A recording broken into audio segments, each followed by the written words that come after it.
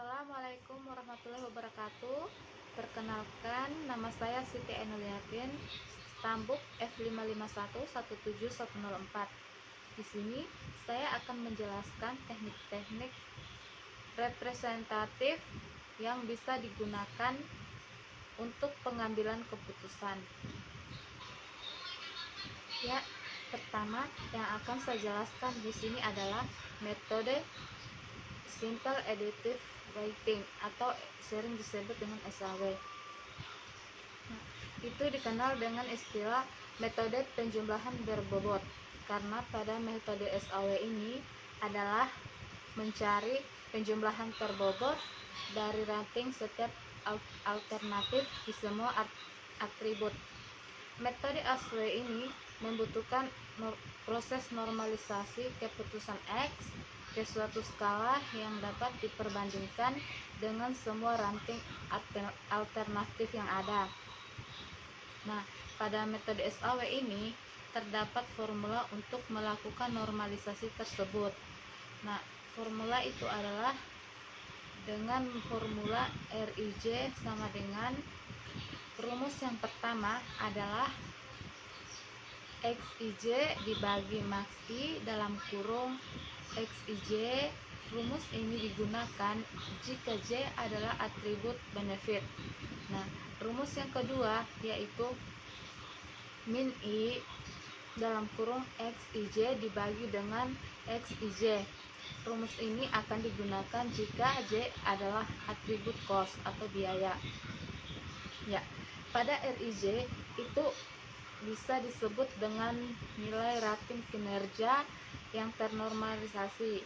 Namun pada Xij bisa disebut juga dengan atribut yang dimiliki dari setiap kriteria.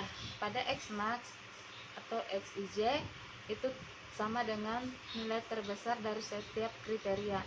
Pada min Xij yaitu sama dengan nilai terkecil dari setiap kriteria. Pada benefit sama dengan jika nilai terbesar adalah yang terbaik. Nah, pada cost jika nilai terkecil adalah nilai yang terbaik, di mana Rij adalah ranting kinerja yang ternormalisasi pada atribut J. Ya, adapun langkah penyelesaian dalam menggunakan metode SAW yaitu yang pertama kita menentukan alternatif atau kandidat yaitu AI.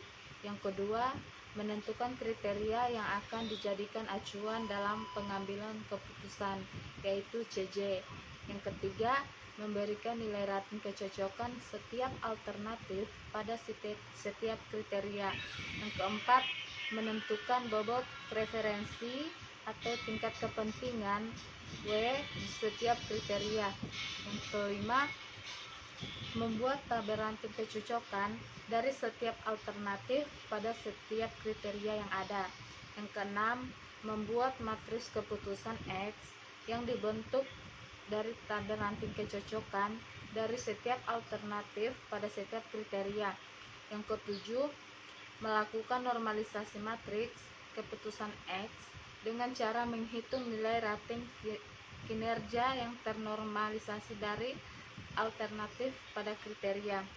Yang kedelapan itu menghasil dari nilai ranting kerja yang ternormalisasi membentuk matriks ternormalisasi R.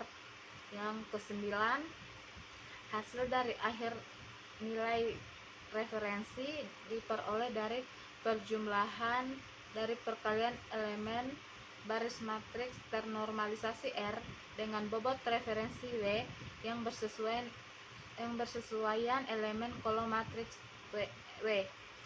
Yang ke-10, menentukan nilai indikasi. Nilai indikasi ini dilakukan pada hidden layer yang berfungsi sebagai nilai pasaran yang menggunakan kriteria penjualan harga dan tahun. Nah, yang terakhir itu perankingan. Perankingan ini dilakukan dengan cara mengalihkan nilai SAW dengan nilai indikasi, dan hasil akhir dari nilai ini akan dirankingkan sesuai dengan hasil yang mempunyai nilai yang paling besar sampai nilai yang terkecil. Ya, adapun kelebihan dari SAW, yang pertama itu menentukan nilai bobot untuk setiap atribut.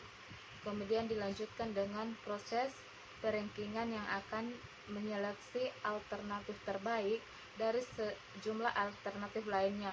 Yang kedua, penilaian akan lebih tepat karena didasarkan pada nilai kriteria dari bobot referensi yang sudah ditentukan. Yang ketiga, adanya perhitungan normalisasi matriks sesuai dengan nilai atribut antara nilai benefit dan cost. Nah, adapun kekurangan SAW ini itu tergantung kepada digunakannya pembobotan lokal dan perhitungan dilakukan dengan menggunakan bilangan Kripps maupun fuzzy. Selanjutnya, pengertian atau definisi dari pohon keputusan. Pohon keputusan adalah pemetaan mengenai alternatif pemecahan masalah yang dapat diambil dari masalah tersebut. Nah, pohon keputusan ini merupakan salah satu dari metode kualitatif. Pohon keputusan tersebut juga bisa memperlihatkan faktor-faktor kemungkinan atau probabilitas yang akan mempengaruhi alternatif keputusan, disertai dengan estimasi hasil akhir yang akan didapatkan bila kita mengambil alternatif keputusan tersebut. Adapun konsep dari pohon keputusan itu sendiri yaitu mengubah data menjadi pohon keputusan dan aturan-aturan keputusan sehingga pohon keputusan ini dapat digunakan untuk seperti pemecahan masalah yang rumit akan menjadi lebih sederhana. Nah, selanjutnya itu ada manfaat dari pohon keputusan ini. Yang pertama itu membreakdown proses pengambilan keputusan yang kompleks menjadi lebih simpel atau sederhana, sehingga pengambilan keputusan akan lebih merepresentasikan solusi dari permasalahan itu. Nah, jadi jika kita dihadapkan dengan masalah yang sangat besar, kita dapat memecahkan masalah tersebut dengan menggunakan pohon keputusan, sehingga masalah yang besar tadi akan menjadi lebih sederhana. Ya, yang kedua yaitu untuk mengeksplorasi data dan pemodelan. Nah, selanjutnya tahapan dari pohon keputusan ini. Yang pertama itu mendefinisikan dan rinci masalah secara jelas. Yang kedua, menggambarkan struktur dari pohon keputusan. Yang ketiga, menentukan nilai playout dari setiap estimasi kemungkinan.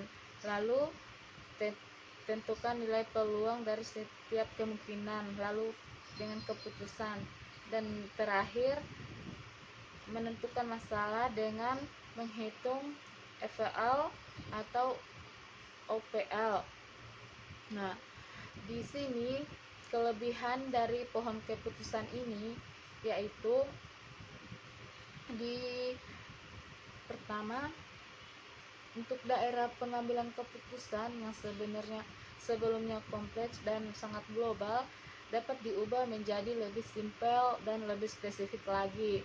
Yang kedua, eliminasi perhitungannya itu yang tidak diperlukan ketika menggunakan metode keputusan. Sampel diuji hanya berdasarkan kriteria atau kelas yang tertentu. Yang ketiga, fleksibel untuk memilih fitur dari internal node yang berbeda. Fitur yang terpilih akan membedakan suatu kriteria yang dibandingkan dengan kriteria yang lain dalam node yang sama. Yang keempat, dalam analisis multivariate dan kriteria, apabila cost dan jumlahnya sangat banyak, penguji biasanya itu perlu mendistimasikan. Nah, ataupun parameter tertentu akan didistribusikan. Metode metode pohon keputusan ini dapat menghindari munculnya permasalahan ini dengan menggunakan kriteria yang jumlahnya lebih sedikit pada setiap node internal tanpa mengurangi kualitas keputusan yang dihasilkan. Nah, kelemahan dari keputusan ini yaitu sering terjadinya overlap, terutama ketika kelas-kelas dan kriteria yang digunakan itu jumlahnya yang sangat banyak. Jadi itu akan menyebabkan peningkatan waktu pengambilan keputusan dan jumlah nomor yang diperlukan.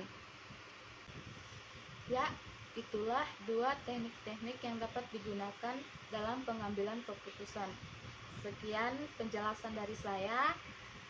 Karena dalam penjelasan ini masih banyak sekali kekurangan dan kesalahan kata, mohon dimaafkan. Wassalamualaikum warahmatullahi wabarakatuh.